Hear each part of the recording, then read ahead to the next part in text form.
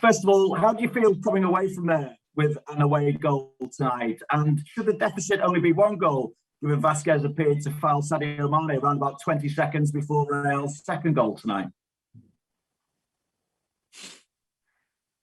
So first and foremost, and I think that's most important, I think we didn't deserve to win tonight, to be honest. We didn't play good enough for that. And that's maybe my first concern, what I think about that we, especially in the first half, we didn't play good enough football. So we pressed them kind of okay. They were under pressure, had to shoot a lot of long balls without a proper target. We won these balls, but we gave these balls pretty much with the second pass away again. So that didn't help. And a game is a summary of momentum, if you want. And we always, when we had this good momentum that we won the ball, then we changed that immediately by giving the ball away.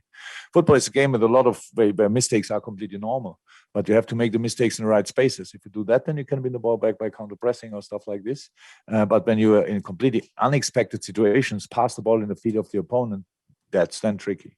So we concede the first goal. Obviously served the second on the plate, but that was not the real problem of the game. Of course, conceding goals is a problem, but that was not a problem. Second half, we did better. We played better football. We tried to create, then obviously very difficult against a really passionate and deep defending Real Madrid side with their counter-attacking threat they are. But we score our goal, which is obviously the positive of the night.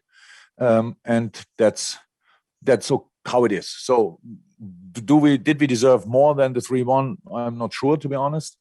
The situation with Sadio, I have to say, what the ref did tonight, I don't understand. For me, that was something personal because he did deal with the situation from Sadio, which is a clear foul, like it was a diver or whatever. And from that moment on, Sadio could go whenever he went down, he didn't get anything anymore. So, and that's just not right. And that's what I told him after the game, that I just thought he was unfair with Sadio. So, and that's how it is, but that doesn't change anything at all. And it's not, he didn't lose the game. We were not good enough to get a better result. But in these moments, obviously you need just an okay ref. That would have been already enough. Can I check on Naby Keita as well, Jürgen? Was it injury or was it tactical, his substitution? Yeah, it was tactical. So that's now things I don't like in the job, stuff like this. You do that, and then it's like the one player is responsible for the performance of the first half. Naby was not responsible for that. Didn't play for a while, especially not from the start. These kind of things. We were not really good in game. Naby was not good in the game, but if we all saw the game, so if you're honest, I could have made a few more changes in that moment. So that was not about Naby, but I did it.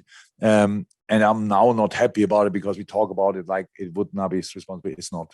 So, but it was tactical. That's it. Thank you. We'll go to Mike McGrath from the Telegraph. Mike, for a question. Hi, Jürgen. Hi. Do you think with Trent that kind of mistake would be something that he will learn from very quickly? And on the whole, I mean, his attacking was good in the second half. Yeah, of course. It's the situation. It's these kind of mistakes that don't happen just all of a sudden.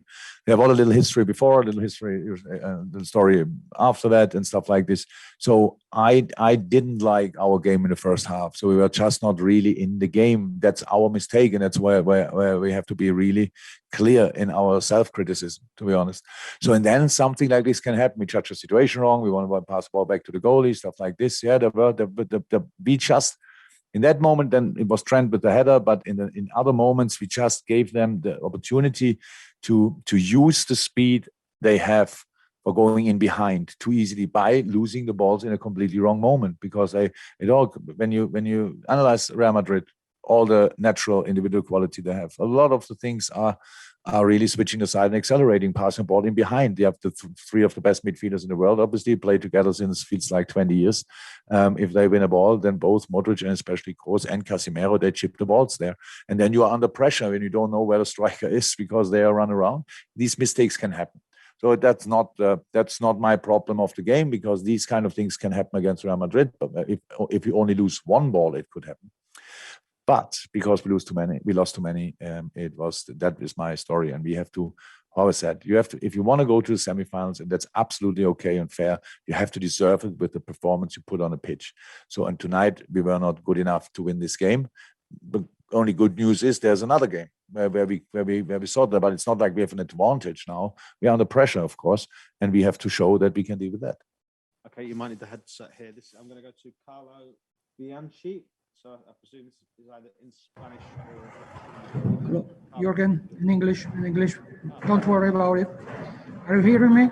Okay? Yeah. Okay. Could you take the mask off? Sorry. Okay. Well, thank you. That's not smiling as you used to do. Now it's getting a bit tough, I think so. Maybe harder than reaching the fourth place in Premiership. What do you think about it? Oh, we cannot be picky with that. We have to go for everything. So it's not that we now can make the decision. We after that game we say now there's no chance for us in the Champions League anymore, and in the Premier League we cannot change that every week. So we have to fight until the end, and we will. So this is tonight a really good result for Real Madrid, and it's not that we have any kind of advantage, but with each day and each minute we'll go over until next game. The 3-1 will not be that good anymore for Real Madrid and not that bad anymore for us, because there's of course a chance, but we have to play much better football. So if we cannot get it like tonight. So for example, when we had years ago played against Barcelona and lost 3-0, so we played a super game.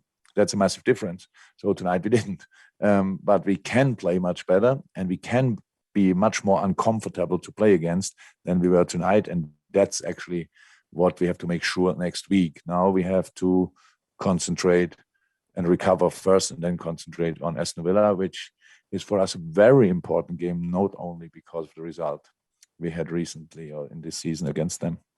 Okay. Now we go to Onda Cero, and it's Edu. Let me just turn your audio on. Hello, Jürgen. There in the first half. Sorry, not you, Jim. Sorry, I apologize. I said Hola, mister. Spanish? Hola, mister. Le pregunto en español. Hello, Sí. coach. A question in Spanish. You talk a lot about the first half and your mistakes. I don't know what your plan was originally, because we were surprised that Liverpool were not pressing closer to the goal. And maybe you changed your plan because there were so many mistakes. Is that what happened? And you changed your plan because of the mistakes? It's interesting. First, you didn't know what my plan was, and then you think we changed the plan. It's all good. So that's how it is when you lose a game. You have to face all the criticism, and it's no problem. I have no problem with that. Yeah. We changed in the second half the plan, which we didn't have in the first half. So no, I saw a lot of good pressing situations, to be honest. You know, when Real Madrid is forced to play long balls on the chest of our centre half without a striker around, that's a good pressing situation. You cannot win these balls always where you want to win it.